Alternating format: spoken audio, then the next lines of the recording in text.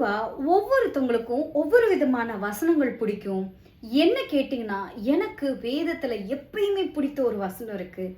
பூரண அன்பு பயத்தை புறம்பே தள்ளும். ஆமாங்க. கடவுள் மேல இருக்கிற பரிபூர்ணமான அன்பு பயத்தை புறம்பே தள்ளும். எது மேல இருக்க பயம் தெரியுமா?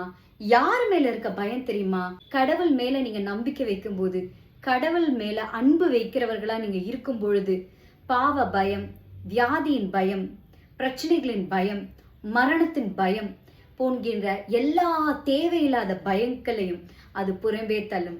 அது மட்டும் இல்லைங்க, நன்மையினால் உங்கள் வாயை திருப்தியாக்கி உங்க வாழ்க்கையை கழுகுக்கு சமானமாய் வாழ வயது போல் ஆக்குவார். நீங்க எப்பயுமே எவர் யூத்தா தான் இருப்பீங்க. நீங்க ஒன்னே ஒண்ணு மட்டும் தான் பண்ணணும்.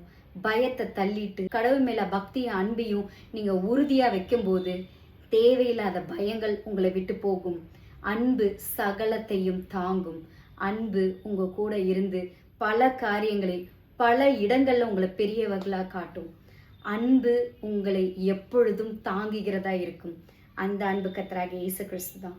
God bless you.